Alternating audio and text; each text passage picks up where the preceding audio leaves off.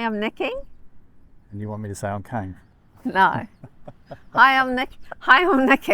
I'm Kane. And we are part of Travelling Tiny. We're currently travelling around a beautiful Aotearoa in our tiny house built by Kane. Recently we won Tiny House of the Year award, People's Choice, which we're really excited. So we thought it'd be a great time down the west coast of New Zealand to give you a tour of our tiny house. Come on in. Yeah. I think the Weckers want to have a bit of a tour as well. So come in. So this is the third tiny home that Kane's actually built. So he knows what works and what doesn't. And this time we actually wanted something to give us a real sense of space, as there's 4 of us, the kids are getting older and we're travelling in it full time. So we think we achieved the sense of space with the whitewashed walls, cabinetry, high pitch gable ceiling, and the scissor trusses that draw your eye up to the ceiling. It doesn't feel like a teeny tiny house. We think the heart of this home is our fireplace and oven, which was custom built by Kane also. It's allowed us to be in -6 temperatures and still super cozy inside, and we've cooked many a family meal in this wee oven. That's awesome. We've even smoked trout in there. We've got ample storage in our tiny home without it feeling cluttered. We wanted clean lines on the cabinetry just to give it that real sense of calm.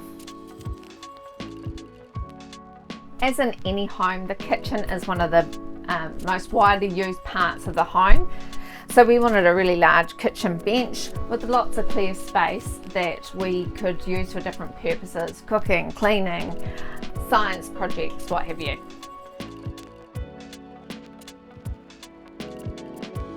In terms of aesthetics, with it being a small space, we wanted it to feel larger than what it is. We also wanted it to feel really cozy and not too clinical. So we've used all recycled timber. We've got beautiful timber floors. Even the wildlife approve of the timber floors. Interchangeable tabletops made out of different timber. Large one for entertaining and a smaller one if we wanted to just chill out and have a cup of coffee. And a piece of Rimu from our home that we've turned into a ladder to get up to the kids' bedroom, and we've even incorporated their heights while we've been on our trip. Lighting can really make a space, and in this space we've tried to incorporate a mixture of functional lighting as well as mood lighting. We've got large spots, so when we're actually working, cooking, doing homework, we can use those spots.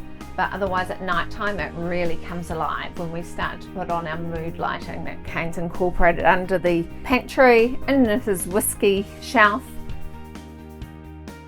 and up by the kids' room.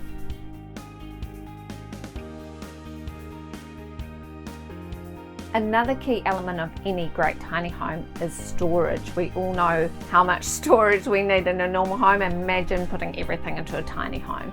So we've made some really clever storage ideas wherever possible throughout the tiny home. My personal favourite is this very cool insulated storage area where we can put extra drinks, fruit, packaged food, all the heavy stuff.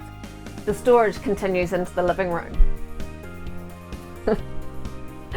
We've got underneath our wraparound seating, we've got storage underneath, including laundry chute and various different storage under every single cushion. The wraparound couch actually also fits another adult should we have somebody else stay. When I was going through my cancer journey, I really wanted to be sitting underneath a Pohutukawa tree on the beach up in Tutukaka. So we found the beautiful mural, so we brought nature into our cabin. Then we've got a little hidey door incorporated. It takes us through to our bathroom. In the bathroom, one of my other favourite features, the golden tap, which helps us reticulate water back into the tank until it gets hot. It's a real saver. Every house needs a good shower, and we've certainly got one here. The other great thing we've got is a composting toilet, which slides out from this cupboard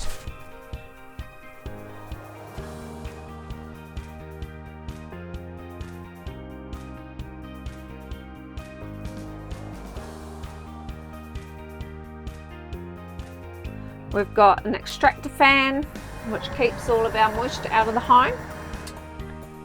As we get older, we actually don't want to climb upstairs to a bedroom. A lot of tiny houses have bedrooms upstairs. So we decided to make our master bedroom on the side of the bathroom, which becomes our ensuite, and have put a normal queen size bed in here. We've got underbed storage, which fits most of our clothes. We've got additional storage in a wardrobe and a shoe closet. We chair that we just set up really easily and quickly, or when we're ready to do some work.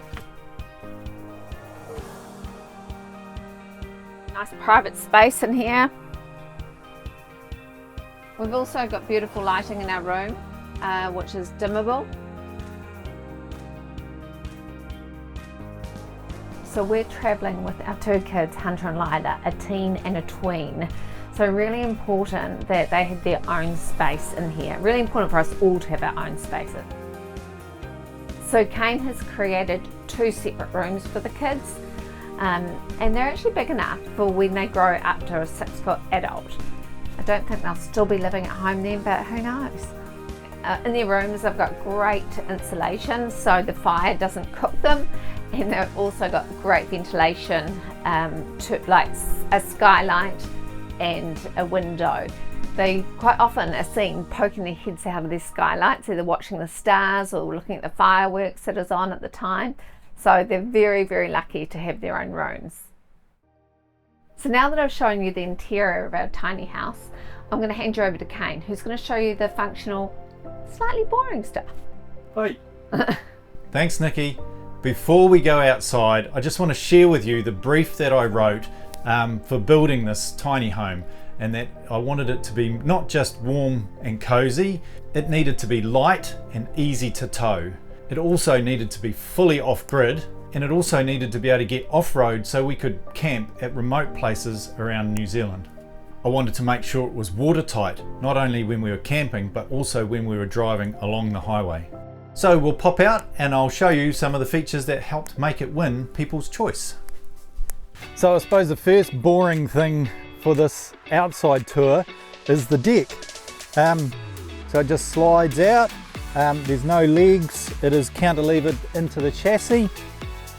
The deck just folds away when we're not using it, and it's stored around the back. And that's where we utilise our barbecue. So the awesome thing about this barbecue is that we can use it outside, or when the weather is really bad, we just put it inside and we cook on the kitchen top. So yeah, it's very functional that way.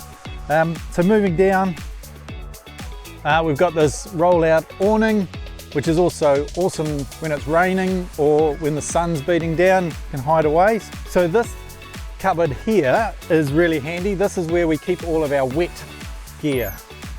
So it's like a wet closet.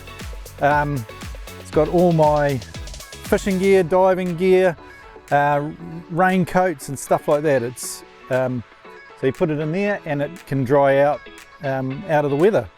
It also houses our gas calefont.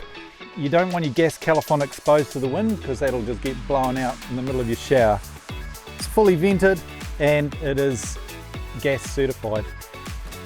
So one of the big features on this trailer that helped us win the People's Choice category was the fact that it has got airbag suspension. These lines here plug into the back of my wagon, and then I can adjust the air shocks. And this enables me to be able to get a little bit off-road, but I'm also able to level the tiny home really quick when we arrive on our campsite. Saves a lot of hassles.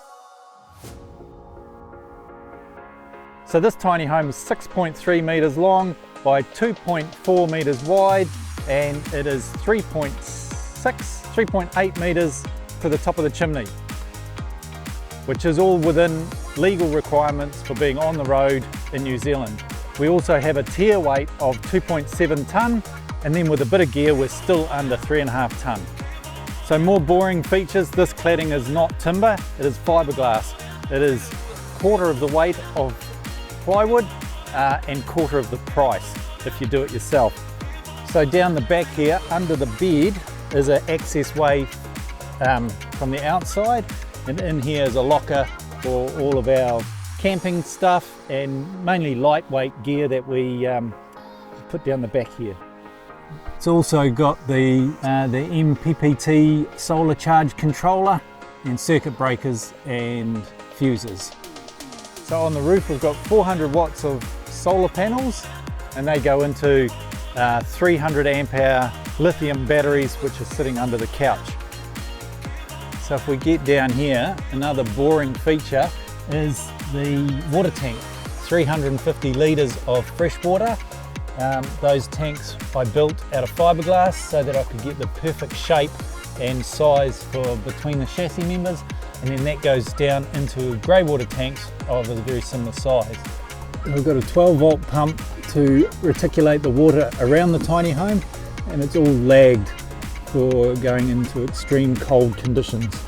So one of the awesome things about this tiny home is that it is completely off-grid, right down to the downpipes where we can collect our water when it's raining. And man, we've had some rain on the west coast, so it's kept our tanks topped up most of the time. So that completes our tiny home tour. Thanks so much for watching, and an extra shout out to those people who voted for us in the Tiny Home of the Year. People's Choice, which we won. So yeah, thanks so much. Thank you. I didn't expect that. I thought you were going to say something.